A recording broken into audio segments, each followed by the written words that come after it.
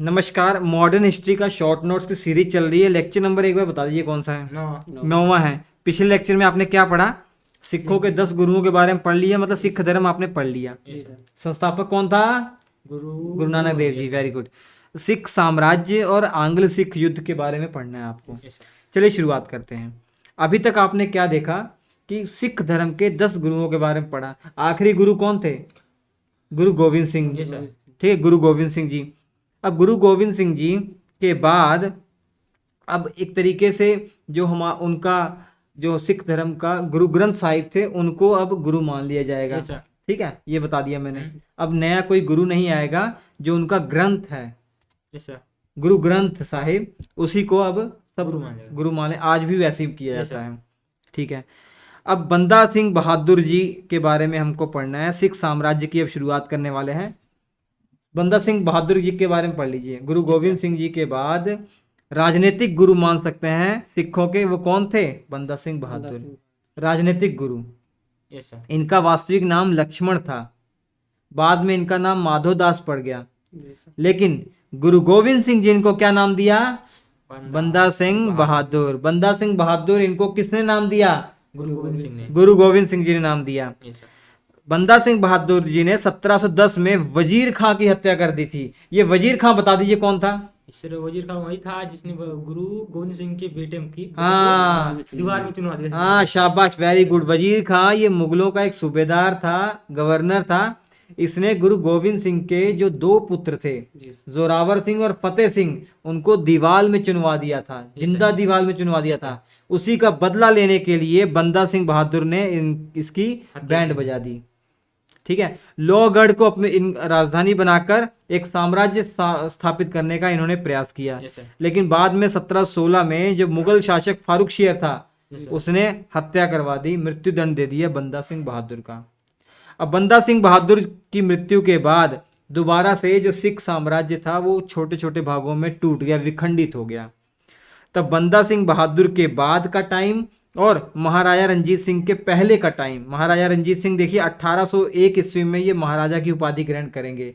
तो 1716 में बंदा सिंह बहादुर की मृत्यु हो गई है। 1716 से 1798 या 1800 के आसपास का जो 85 वर्षों का समय है, इसमें जो सिख साम्राज्य था वो छोटे छोटे भागों में टूटा हुआ था। नेतृत्व की कमी थी। ठीक है, और कुछ समय बाद आपस में समझौता करके जो सिख लोग थे, जो सिख साम्राज्य था, ये 12 मिसलों में टूट गया, 12 मिसल में विभाजित हो गया। मिसल अरबी शब्द है, इसका मतलब बराबर, इक्वल।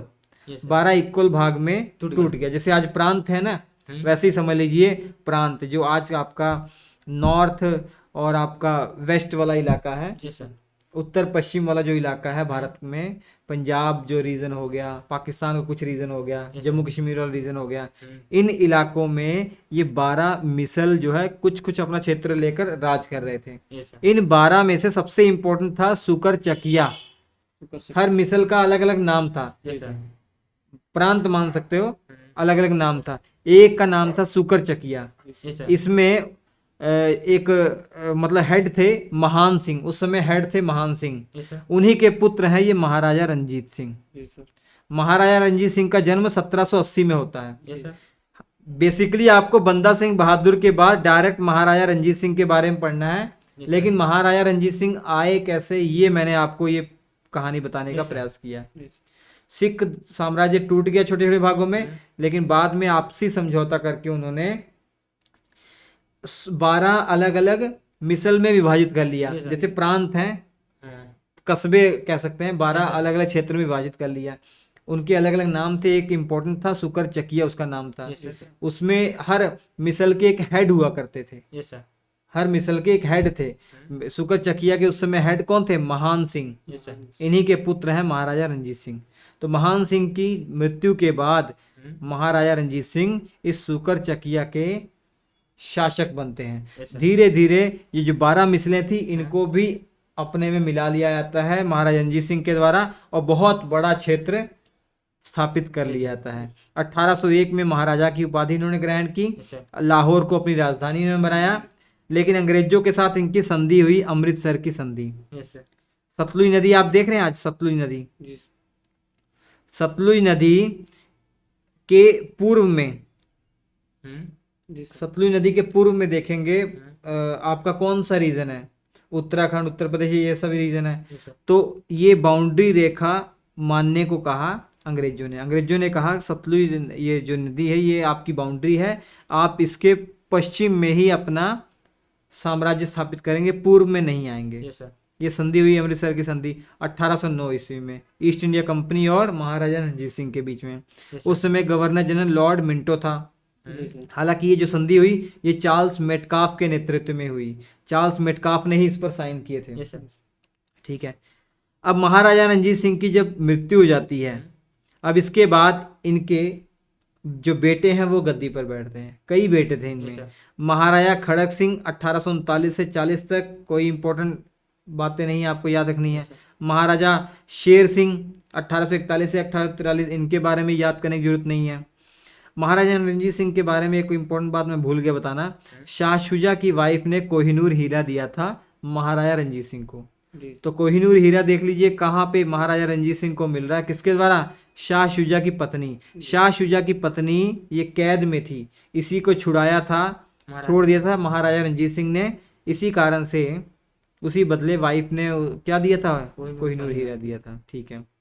और यही कोहिनूर हीरा आगे चलकर जो अंग्रेज हैं वो ले जाएंगे कहाँ, इंग्लैंड में, महारानी विक्टोरिया को दे देंगे, वो अपनी ताज में पहनेंगी। ठीक है।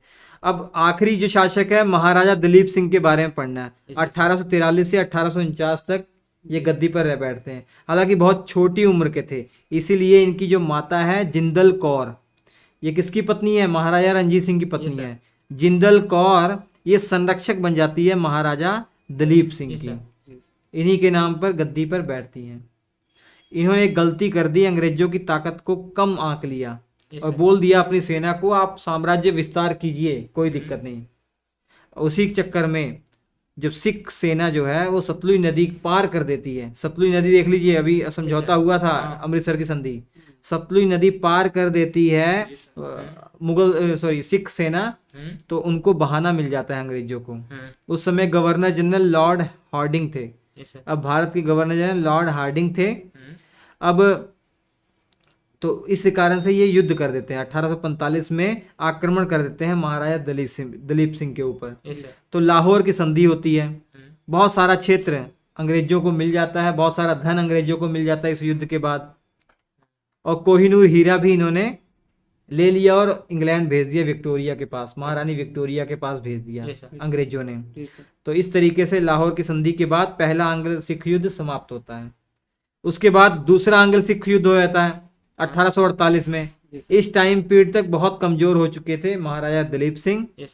इस द्वितीय आंग्ल सिख युद्ध के दौरान दो इंपॉर्टेंट युद्ध लड़े गए, चिलियांवाला की लड़ाई और तोपों का युद्ध। इन युद्ध लड़ने के बाद पूरे के पूरे सिख साम्राज्य को किसने अधिकार कर लिया, अंग्रेजों ने अधिकार कर लिया। ठीक है। 29 मार्च 1949 का वो बात है, वो दिन है जब पंजाब को अंग्रेजी साम्राज्य में मिला लिया गया। और महाराजा दलीप सिंह जो थे और इनकी मम्मी जिंद कौर, इनको क्या किया गया, लंदन भेज दिया गया और 50,000 पाउंड प्रति वर्ष पेंशन दी जाने लग गई। तो ये था सिख साम्राज्य और आंग्ल सिख युद्ध। समझ में आ गया, कोई डाउट तो नहीं है। तो ये थी पूरी कहानी। अब मैं अभी आपको ये बताने का प्रयास कर रहा था कि धीरे धीरे कैसे पूरे भारत में अपना अधिकार अंग्रेज कर रहे हैं। आपको समझ में आ गया। अब उन्होंने प्रशासन शुरू कहाँ से किया था, बंगाल से। बंगाल में 1773 से रेगुलेटिंग एक्ट शुरू होता है।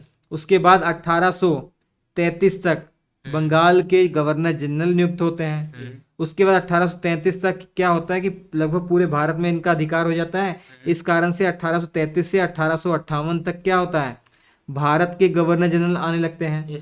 फिर 1858 से ब्रिटिश ईस्ट इंडिया कंपनी से शासन छीन लिया जाता है। किस कहाँ चला जाता है शासन, ब्रिटिश पार्लियामेंट के पास चला जाता है 1858 से 1947 तक। और यहाँ पे कौन सी पोस्ट आ जाएगी, वायसराय की पोस्ट आ जाएगी।